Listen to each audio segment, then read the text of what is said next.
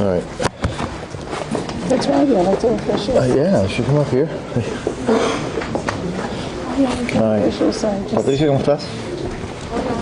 Qué verte. Let me thank all of you, members of the press, for being here. My colleagues, obviously my congressional colleagues, and the other elected officials who have honored us with their presence here and their solidarity as always. I was going to mention the elected officials, but now there's a bunch of them, and so I think I do need to mention our host. The mayor of this great city, and then we've got constitutional officials. We've got officials from Broward and so many others. And so thank all of you for being here. January 3rd marks a historic day, clearly for the Venezuelan people and for our entire hemisphere, and also for the national security interests of the United States of America. We warned that what we were seeing in this hemisphere was not political theater. It wasn't a show. That this was real. That the President of the United States had been very clear about his policy. The day of accepting the death of American citizens, the poisoning of our youth, the destabilization of our hemisphere are over. And time again, and I thank all the members of the press, we kept saying it. And we got a lot of questions, and we kept saying, just watch, because it is a new world under the leadership of this president.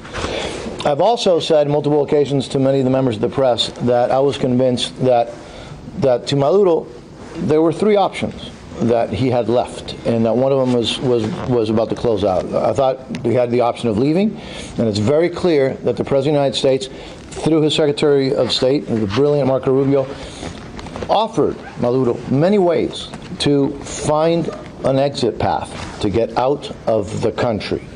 So I kept saying that was one option that was going to close. The other two options I thought were either the Noriega option or the Soleimani option. Well, President Trump, when Maduro did not accept or did not believe what the president was saying, President Trump decided on that option, to use the brave men and women, those volunteers of the United States Armed Forces, to go get him in Caracas and bring him to justice. And let's remember who we're dealing with. We're dealing with a man who was under indictment in the Southern District of New York for drug trafficking and multiple other offenses, just like, by the way, Noriega had similar offenses. Well, we have been accepting and tolerating and seeing the death and the poisoning of countless young Americans. We've seen boats and airplanes come north from the south, and we were able to only intercept a very small percentage of those. And for so many years, the attitude of different administrations was like, so what? Those days are over. Yes. It is an important day for the American people. It is a crucial day for the entire hemisphere, and it is the one thing that all of us have all been saying. We've all been saying, and you've heard me say this time and time again, that the solution, the real solution for the Venezuelan people was total, absolute democracy and freedom returning to Venezuela, and because of President Trump and the United States Armed Forces, that day has already begun. I am going to make some references in Spanish, but I also remind all of our friends from the press, and a lot of us have known each other for many, many years. You've heard me say this time and time again. I said this in the 4 years that President Trump was out of the White House, and I said it after he came back, that I was convinced that the tyranny, this anti-American narco-terrorist regime in Venezuela, the tyranny in Cuba, and also the tyrannical dictatorship in Nicaragua, I've said it multiple times, I believed that they would have not survived another 4 years of Trump in the White House. I said that then. When President Trump comes back, I repeated that. I said, I'm convinced that these three tyrannies are not going to survive these 4 years of President Trump. And my friends, what we are seeing is that the first of those tyrannies has not survived President Trump. The next two, their days are also counted. Déjame muy brevemente en español. Si encuentro mis notas en español, porque aquí tengo un arroz con mango.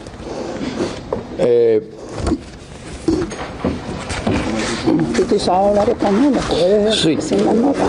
pero como decía mi padre, yo analfabeto en 2 idiomas, así que tengo que tener cuidado. Primero a todos ustedes, miembros de la prensa, gracias por estar aquí, a nuestros colegas, a mis colegas del Congreso de los Estados Unidos, mi hermano y mi hermana, obviamente qué privilegio estar con ella, pero con todos estos oficiales electos de nuestra comunidad, que para nosotros son colegas, son amigos, y que admiramos tanto. Gracias a cada uno de ustedes por estar aquí con nosotros hoy. Esto ha sido un día realmente histórico, un día que muchos habíamos estado esperando, trabajando para que llegara y ansiosos que por fin llegara. Esto marca una nueva época por décadas ya. En este hemisferio hemos visto estas dictaduras, y ahora estamos hablando específicamente de la de Venezuela, actuando con impunidad, envenenando a nuestra juventud, destabilizando a todas las democracias en el hemisferio, utilizando los fondos que ese cartel de los soles le ha estado robando a ese pueblo venezolano para hacer daño a los intereses de los Estados Unidos y a través de todo el mundo y todo el régimen. Y año tras año había como una aceptación de distintos presidentes en los Estados Unidos. La frustración mía siempre ha sido de que nosotros podíamos ver en mi posición la cantidad de barcos de droga y aviones y avionetas viniendo del sur, y solamente hemos podido interceptar un porcentaje muy pequeño hasta que todo cambió. El presidente Trump, esto es una política muy bien establecida, muy bien pensada. Primero, declaró a estos grupos narcoterroristas como grupos terroristas. Segundo, dijo que estos grupos terroristas han estado en guerra con los Estados Unidos y ahora los Estados Unidos va a demostrar que eso no es permisible, que está en guerra con ellos. Y después comenzó a actuar y después trajo una fuerza militar realmente impresionante a esta área y le advirtió directamente y públicamente al tirano Maduro que se fuera, que sus días estaban contados. Obviamente Maduro no quiso escuchar. Parece que pensaba que todavía está Biden en la Casa Blanca. Todavía pensaba que la izquierda iba a poder proteger a este narcoterrorista que tomó control de este gran país. Pero es que ha cambiado el mundo. También yo he dicho en múltiples ocasiones que la solución para todos los problemas de los venezolanos en el exilio, de los venezolanos en Venezuela, de los venezolanos regados a través del mundo, que la solución real es una, y siempre ha sido una: la libertad y la democracia en Venezuela. Y por el presidente Trump y los héroes de las Fuerzas Armadas de los Estados Unidos, con también nuestro brillante Marco Rubio, el secretario de Estado y el secretario de Guerra. Ese día ya ha llegado. Así que de nuevo, repito lo que también he dicho en múltiples ocasiones, que yo estaba convencido que estas 3 tiranías no hubiesen sobrevivido otros 4 años de una presidencia de Trump. Eso lo reiteré después de estas últimas elecciones. Yo estaba convencido que eso iba a ocurrir. Hemos visto ahora por qué yo lo he estado diciendo y mis colegas sabíamos que esto era la realidad. Porque este es un presidente que ha puesto en la mesa una política positiva para los Estados Unidos y para este hemisferio, y ha actuado de una forma realmente impresionante y muy positiva. Así que vamos a tomar preguntas, pero mucho antes que eso tengo que reconocer a mis 2 colegas del Congreso de los Estados Unidos. I don't need to introduce my next colleague. She is a leader in the Foreign Affairs Committee.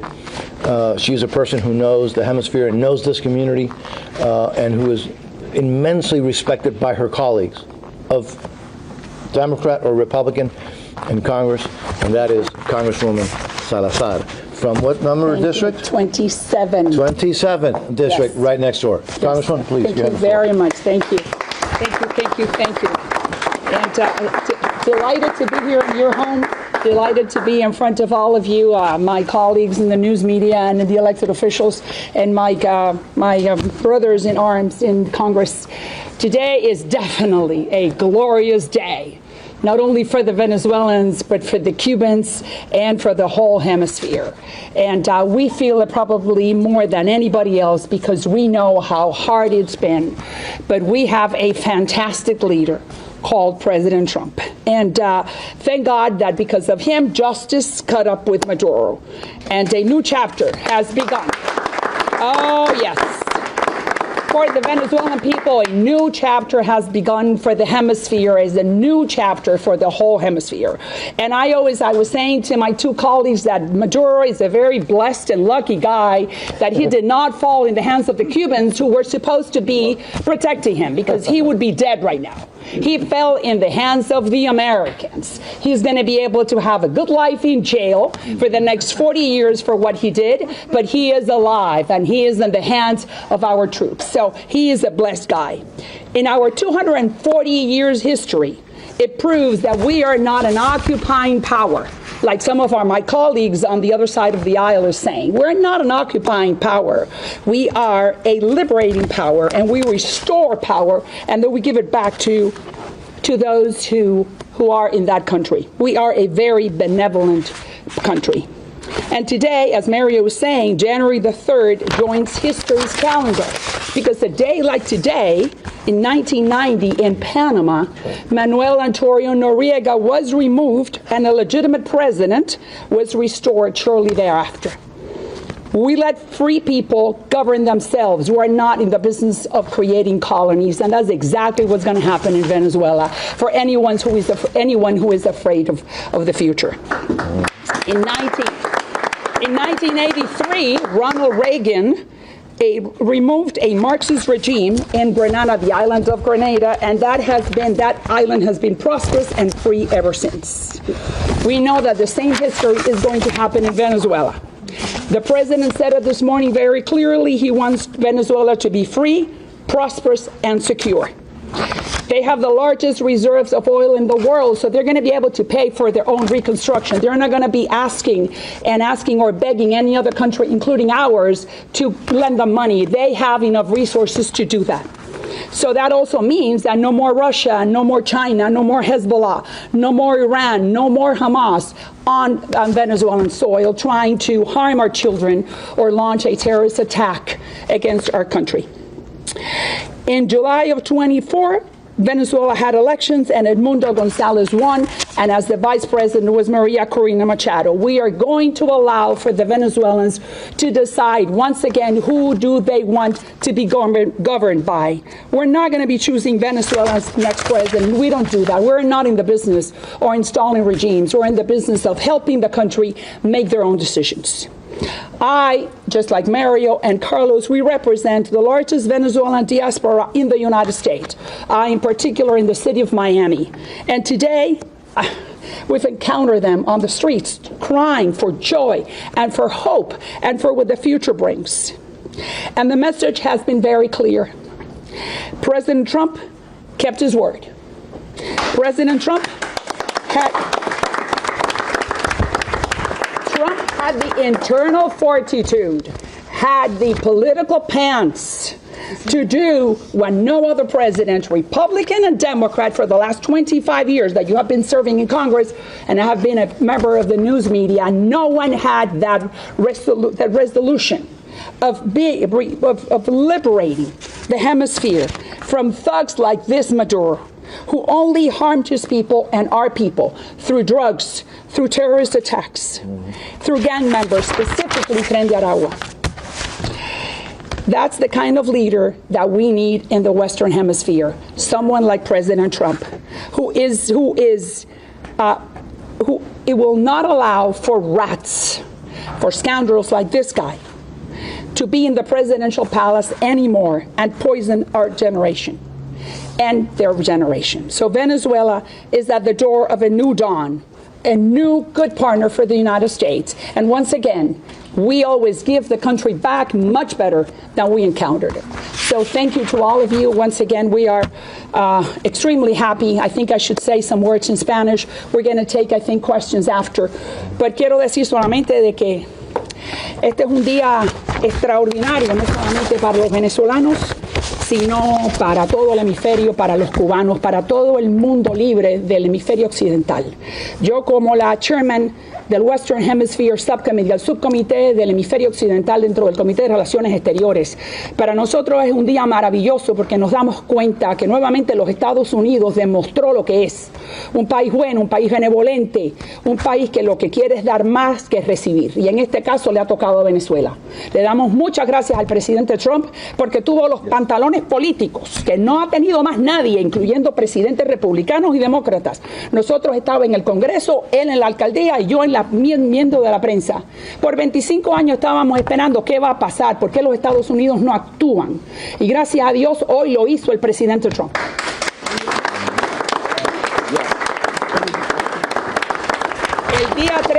El día 3 de enero es un día que va a pasar a la historia porque no solamente hoy, Maduro es un hombre que está ahora en prisión, sino también Manuel Antonio Noriega en 1990 pasó lo mismo. Y ahí está la historia de los Estados Unidos, donde nosotros removemos a los malos, ayudamos a los buenos y le devolvemos el país para que cada uno se gobierne como quiera. Y eso mismo es lo que va a pasar en Venezuela. Nosotros no vamos a poner ni quitar presidente, nosotros vamos a ayudar a los venezolanos a elegir su propio presidente, a que hayan elecciones libres si es que tienen que volver a verlas. Sabemos que en julio del 24 Edmundo González y María Corina Machado ganaron después que Maduro le prometió a Biden que iba a dar elecciones libres en un acuerdo que se llamaba el Acuerdo de Barbados. Ahora tienen que los venezolanos junto con los Estados Unidos decidir cómo va a ser esa transición.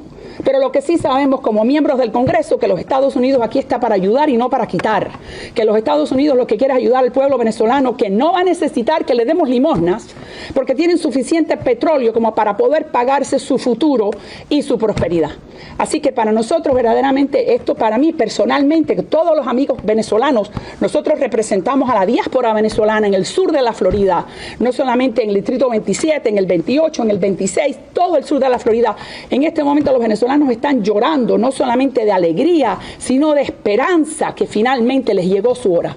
Y para nosotros estamos llenos de orgullo que fue un presidente republicano y que fue el presidente Trump el que dijo que lo iba a hacer y lo hizo. Así que Dios lo bendiga. And to wind us down, and we'll take questions. Again, another person who I am privileged to work with. Obviously, he was a phenomenal mayor, even better member of Congress, if that's possible. Respected by his colleagues on the Homeland Security Committee and also on the Armed Services Committee, and also on the China Select Committee. And so very familiar with the threat that exists today in 2 countries in this hemisphere, but not 3. And so, my dear friend, my dear colleague, our Congressman Carlos Jimenez. Thank you. And I don't know how I'm going to follow up on what my two colleagues have already said, especially Maria. Please do not let me follow her again. First of all, we have to thank President Donald J. Trump. So let me say that again. We need to thank President Donald J. Trump because how many times have we heard presidents say, "Don't do that. Here's a line in the sand." Yeah. And make sure we don't do that. And if you do that, there's going to be consequences. And the people actually do that, and nothing happens. Well, that doesn't work with Donald J. Trump. When he tells you, hey, I'm going to do this, I'm going to give you a way out, and he does, always, he gave the Iranians a way out, and you don't take advantage of that, then he is going to do what he said he's going to do. And today, he took that action, an action that was sorely needed. About 2 or 3 years ago, I asked Christopher Wray, he was in front of my committee, the cartels in our hemisphere have killed far more Americans, far more, hundreds of thousands, than any of the Middle Eastern terrorist organizations. Al-Qaeda maybe killed 4,000 or something. Well, you know, Al-Qaeda came over here and killed 3,000 Americans. We went 6,000 miles and waged war for 20 years. We were having these criminals in our own backyard for decades, killing hundreds of thousands of us, and we don't do anything. And why can't we label them a terrorist organization? And he gave me some bureaucratic answer as to why they couldn't do it. Well, I guess they could. Yeah. I guess they could. And that was what was necessary, to label them, designate them as a terrorist organization, because they've been terrorizing us for years, and nothing has happened to them until today. Right. And so, again, thank you, President Trump, for taking the action to protect American lives, to protect American interests. And people say, what are we doing in Venezuela? How is that America first? It's damn right it's America first. Right? It's protecting American lives, protecting American interests. And we need to do more of it. And we also need to be the protector of democracy and liberty in our hemisphere, because that's also America first. Yes. When we see these dictators all over the place in South America, they don't have America's best interests in mind. I mean, I understand that they have to have their own countries, but they somehow always align themselves with our enemies in our own hemisphere. Right. And for far too long, we have been ignoring our hemisphere. And so again, President Trump, thank you for refocusing our efforts in our hemisphere and making sure that you're protecting American lives and American interests right here in our own backyard. Yes. And so to my colleagues on the left, the only thing I got to say is, are you kidding me? Are you really kidding? Are you really trying to defend a narco-terrorist dictator? You're coming out to the defense of a narco-terrorist dictator that has killed, that has blood on his hand, American blood on? Are you out of your minds? Yep. Completely. Why? Because it was President Trump, and President Trump can't do anything right? No. President Trump does a lot of things right, and this is one of them. And we need to back what the president is doing. And again, super proud of the job that Marco Rubio, super proud of the job that Pete Hegseth is doing as the Secretary of War, and super proud of the finest military in the world, our fighting men and women. Correct. They proved it one more time. Yes. You know, Maduro had his security people, probably the best, Yeah, right, the Cubans. from a country that we know, right? Okay, and they were expecting it, and guess what? Where were they? I think they may have been there, but they're not there anymore. And so, not a good day for them. And why? Because of the precision, the professionalism of our armed forces, and I couldn't be more. I serve on the Armed Services Committee. I couldn't be prouder of them. I can't be prouder of what President Trump has done. And then one more thing, you know, as Maria and Mario had kind of alluded to, that we represent the largest diaspora, Venezuelan diaspora. Yeah. But I'm Cuban. I was born in Cuba. You're Cuban descent. Cuban descent, right? But today we're all Venezuelans. All Venezuelans. And we will stand in Venezuela, and we will make sure that there's a transition to a democracy in Venezuela, that the Venezuelan people will choose who their leader is in a democratic way, and we will have a stable, democratic Venezuela that should be allied to the United States, because that's really where it should all end, right? And so I look forward to that day. All Venezuelans look forward to that day. 8 million Venezuelans emigrated and fled this tyranny, this dictatorship. And hopefully many of those will go back to rebuild their country. Venezuela, again, doesn't need our help. They have the largest oil reserves on the planet. They have unbelievable riches. And so all they need is a helping hand to restore the governance that will get them to where they rightfully deserve as the most prosperous nation in South America, because of all the riches that they have. And so, you know, it's just a great day. You can tell that really this is a good day. One final thing, a couple final things actually. This message is not just going to resonate here in our hemisphere. It's going to resonate around the world. Right now we have disturbances going on in Iran as the people are starting to rise up against that tyranny. And so the Russians and the Chinese are looking at us and saying, oh, we're dealing with a different guy here. And so there will be a new world order, all right? And it'll be a world order that is bounded by and guided by the principles of liberty and democracy, not tyranny and communism and socialism. And so, again, that's all due to the leadership of Marco Rubio. Of President Trump. And Marco Rubio as Secretary of State, and Pete Hegseth as the Secretary of War. And so that's a great team that they have, again, and I couldn't be prouder. A couple of words in Spanish. Hoy, todos los que estamos aquí, todo el pueblo de Miami, somos venezolanos. Todos somos venezolanos. Un orgullo.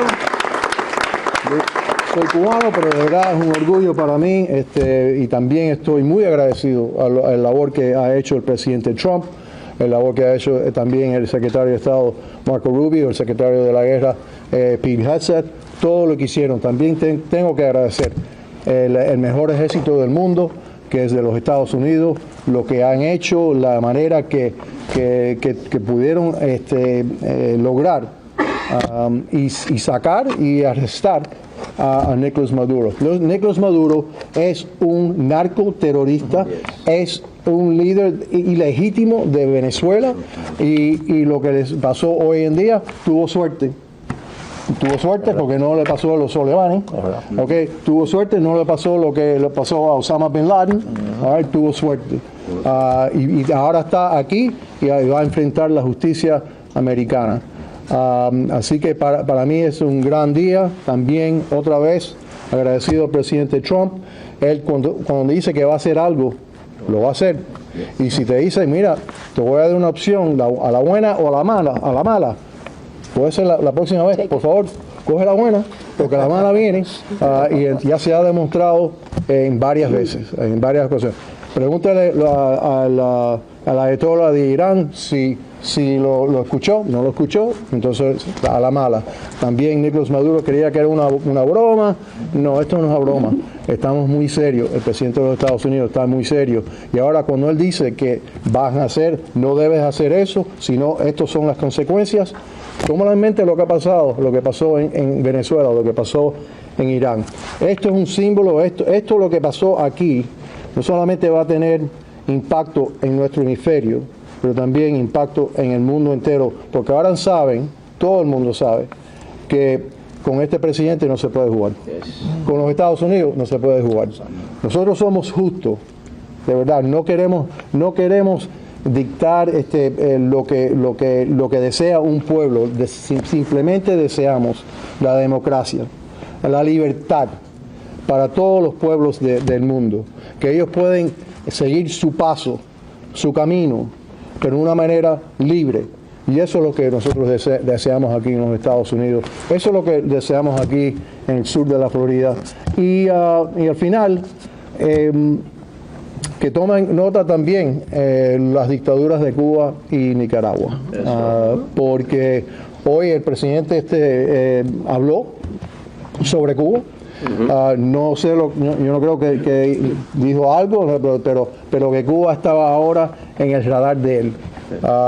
Y estamos muy agradecidos también de eso, porque el pueblo cubano merece la libertad también. El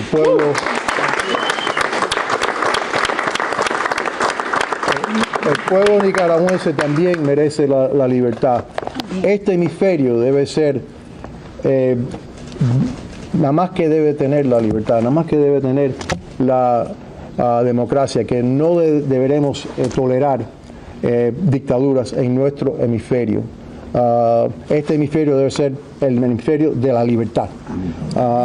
Y tenemos que otra vez agradecer, y otra vez se lo voy a agradecer al presidente Donald J. Trump por lo que hizo. Y con eso, ya. ¿Es Delcy Rodríguez, la nueva presidenta de Venezuela? ¿Y qué va a pasar con las personas que... Vamos a sí. ¿Quieres comenzar? Bueno, ella también es ilegítima. Así que, pero también tenemos que tener, yo pienso, y porque yo no he hablado con el presidente Marco Rubio sobre esto, pienso también que necesitamos estabilidad por un rato, pero también necesitamos una transición. pero yo no estoy contento con ella ser parte de esa transición porque para mí, y yo creo que para el pueblo venezolano, ella es ilegítima. Necesitamos otra persona o otra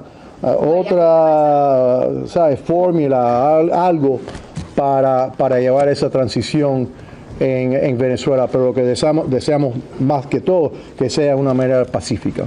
Déjame también, y es interesante lo que dijo el presidente hoy.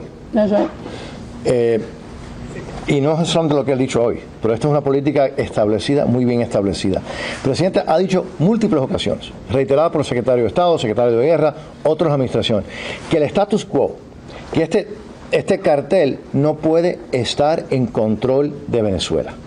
Ahora, va a haber una transición, tiene que haber una transición, pero que esté claro, los que van a determinar quién son los líderes de Venezuela son los venezolanos, a través de un proceso democrático transparente.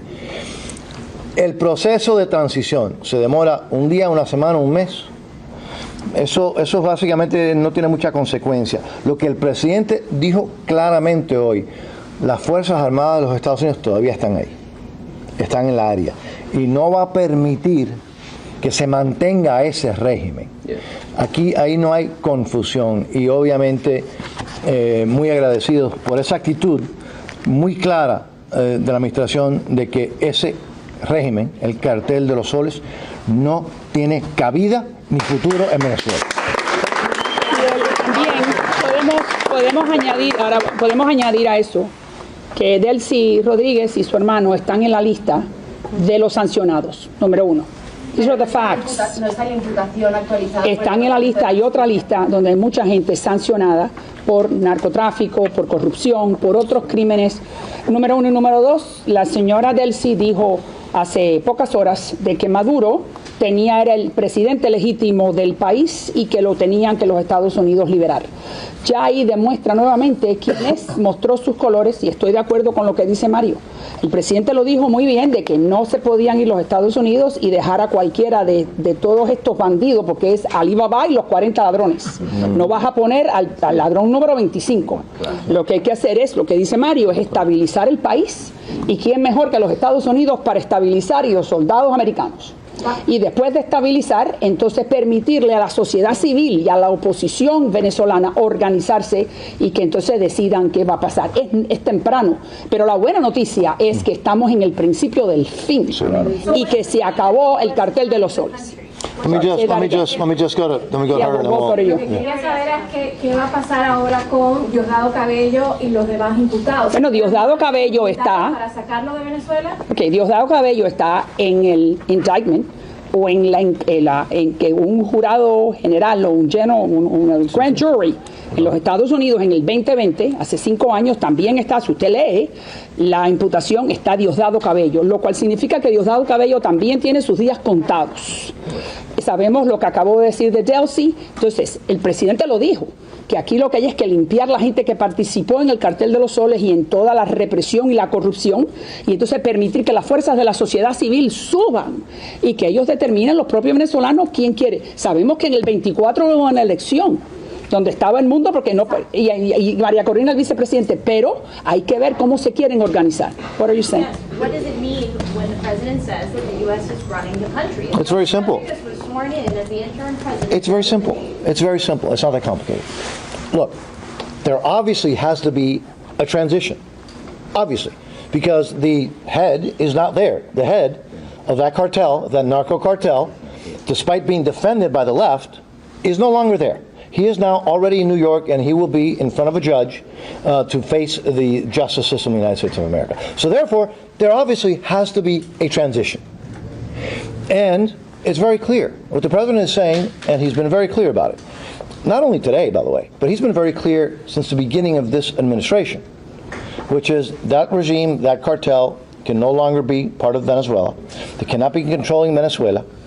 He's declared war on these narco cartels, including by name El Cartel de los Soles, headed by Maduro. But logic will tell you, because this is real, this is not a TV episode, that there's going to have to be a transition period. And the United States, as the president has been very clear, does not want to allow for the head to be taken out and all of a sudden the same regime to stay there, the same cartel. So the U.S. is going to be involved in that process. It is not the hardest thing to understand that when you take out the head person, you're going to have a transition. And so what? The question is that the United States should have no role in that transition? Of course it has to have a role. The United States Armed Forces risked their lives to take the cartel head out. Now, there's going to have to be a transition. And the concept that the United States should have no role is frankly kind of like watching too much television. I think that When we talk about transition, why are you not willing to support Maria Corina and Mundo to be? Wait, hold on a second. Let's talk about that. First, Yeah. you're talking to us? Yes. When have we ever not supported Well, it? I'm asking- No, wait. But let's look. These are serious issues. Do not put words in my mouth. Well, I'm just gonna make And it do not. No. Wait. But you said us. Yeah. You said us. You said us. Okay. But it's very. I will not tolerate putting words in my mouth or my colleague's mouth. Yeah. We have been consistent from day one, and I am convinced there's going to be a transition. We already talked about that. And I'm convinced that when there are elections, whether there are new elections or there's a decision to take the old elections, the last elections, that the next democratically elected president of Venezuela is going to be Maria Corina Machado.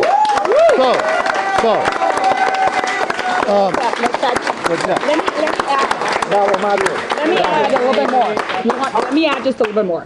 What are the facts? The facts are that in July 24, of 2024, there was an election supervised by Maduro. That election, Maria Corina proved through the world, through tallies that she was able to smuggle, that they won 70-30. We do not know, maybe they won by more or by less. We also know that Maria Corina had been the person who won the primary, that the Venezuelans decided that she was going to be the elected nominee for the opposition party.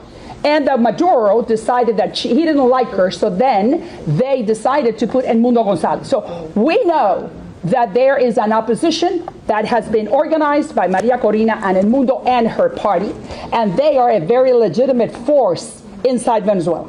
So we are supporting her, and we're supporting everything that the opposition forces and the civil society decide to do. But I agree with Mario that she has proven, empirical evidence is proven, that she proved that her party won the elections, and if she needs to go back and then run as the president, as the legitimate president, then she absolutely could win.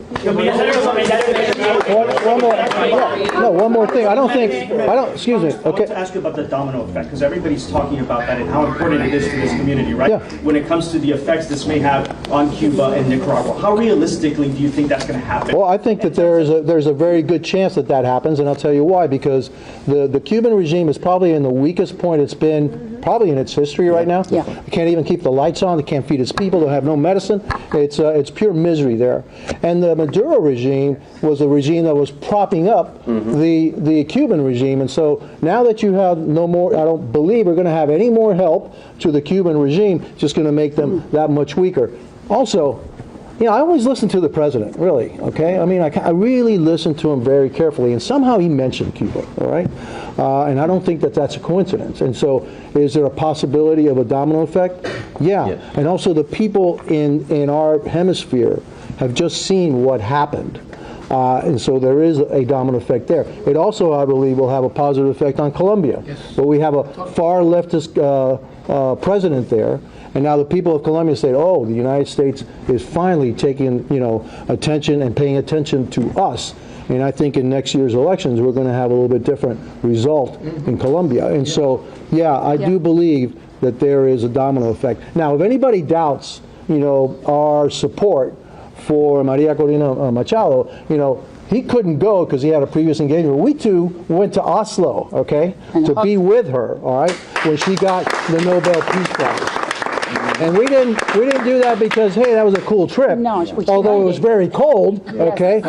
We did that to show our support for Maria Corina Machado, her courage, Yes. and her charisma, And I'll tell you what, that she is a very, very popular figure. Had it not been for Maduro, she would have been the president. Okay, what?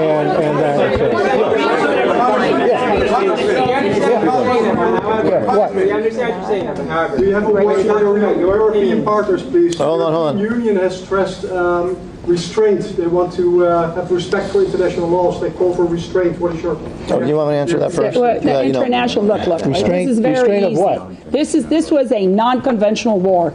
Maduro was a non-legitimate president. He was indicted in 2020 by a federal grand jury. He is the head of these are all facts for a journalist. He was the head of a drug cartel called the Solis. Since 2000, he has been smuggling drugs and sending Trenderagua. So we never violated any international laws. That's why we were okay in having President Trump not consult with Congress, because this is in his preview. Obama did it, Clinton did it, Reagan did it, and Bush did it. So now Trump is doing it. Just because Trump may not be liked by some people does not mean that he cannot follow in those steps. Look, first of all, this was a law enforcement action. This was arresting somebody who's been indicted here in the United States. And so it's not unprecedented. The fact that it needed armed forces is because they needed to protect the arresting officers while they were arresting the criminal.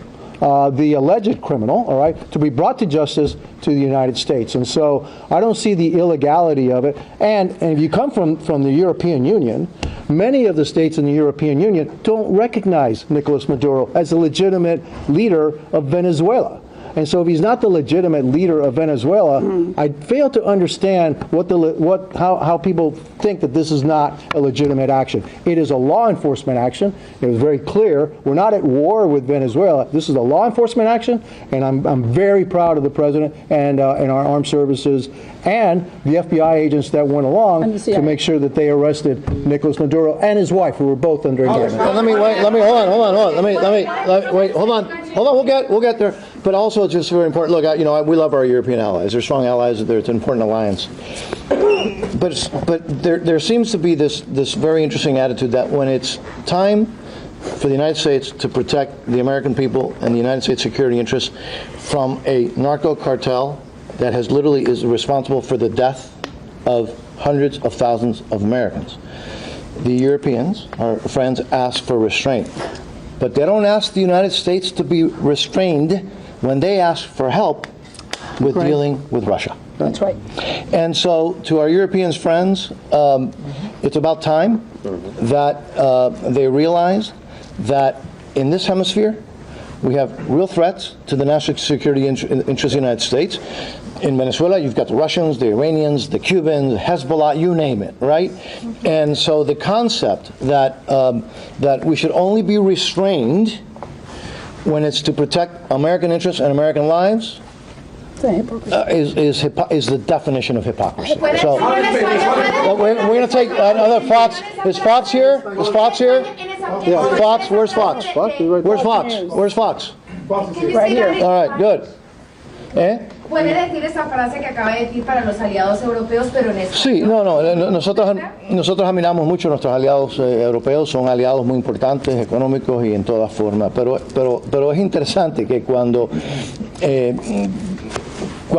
los Estados Unidos protegen los intereses de los Estados Unidos en este hemisferio, básicamente ahora trae a un narcotraficante a la justicia norteamericana, a las cortes norteamericanas, nuestros aliados europeos se ofenden, pero al mismo tiempo no se ofenden y exigen y le piden a los Estados Unidos todo tipo de ayuda para proteger los intereses europeos en Europa. Así que eso es la definición de la hipocresía. Nosotros admiramos y queremos mucho a nuestros aliados europeos, pero que sepan que igual que ellos tienen el derecho de proteger la seguridad de ellos en Europa y que le piden y le exigen ayuda a los Estados Unidos para hacerlo, que no se quejen cuando los Estados Unidos protege al pueblo norteamericano y los intereses de los Estados Unidos contra un narcotraficante en esta misión. All right, we'll take one more. Take one more. I think one more. I don't know if With all that said, you support military action over Havana now that Maduro's gone. repeat the question again. We support. military action against Havana. Look. This president, this administration has been very clear about what their attitude and their policy is. And you saw it, you've seen it in the attitude towards Havana, towards Managua, and obviously towards the cartel in Venezuela. The president has reversed all of the concessions that the Biden administration gave to the regime in Havana. The previous administration, it wasn't that they were not pressuring the regime in Havana. They were going out of their way to help the regime, the anti-American terrorist regime in Havana. To the point, by the way, that in the previous administration, we were able to stop this. They actually wanted to give the Cuban terrorist regime access to the United States banking system, and they wanted American taxpayer money to go help pay and bail out Castro's own businesses and his family and his associates' businesses in Havana. That has been reversed. We're seeing now, we've seen very strong pressure against the dictatorship in Havana. Mark my words, you're going to see more. Yes. And which is why I will reiterate what I've said multiple times. I was convinced that these terrorist regimes would have not survived another 4 years of Donald Trump. Let me say it now in a different way. I am convinced that the two remaining ones will not survive the last 3 years of a President Trump administration. We'll take one more question. The last question. Take the last question. I just want to for the average, they always ask me, for the average American viewer, for the average American who does not understand, doesn't know our community, that knows the way we know the community. It's a new dawn for the Western Hemisphere. We're talking about that this is an America first, and I think my colleague said it, this is an America first policy. Yeah. America first, because the proximity of our backyard is where you have Cuba, Venezuela, and Nicaragua. And those regimes only want to harm our young adults and our average American by bringing drugs and by sponsoring terrorist cells. So for the average American that doesn't understand why we have to be in Venezuela, this is a good day for their children. This is a good day for your community, because now the Western Hemisphere, thanks to President Trump, is going to be free of those influences that only want to harm us out of envy, out of hate, not out of goodness. And that's why we thank President Trump for understanding that and for clearing the way so we can have better communities and more prosperous countries. Beautiful. That winds it down. I do want to let me just a little bit of so. By the way, this building, we pay rent here, right? There are landlords, but Sylvia Fernandez, who allowed us to use this building and open it up. Thank you. I don't know where she is from AWS. Where are you, sir? Thank you.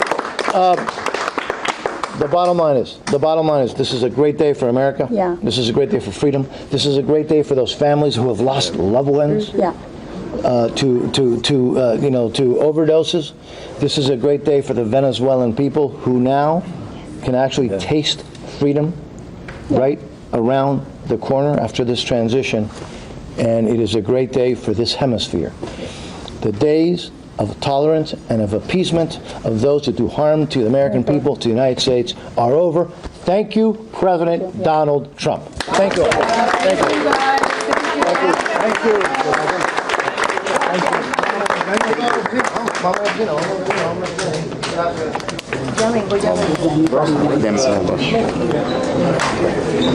Thanks to all of you once again.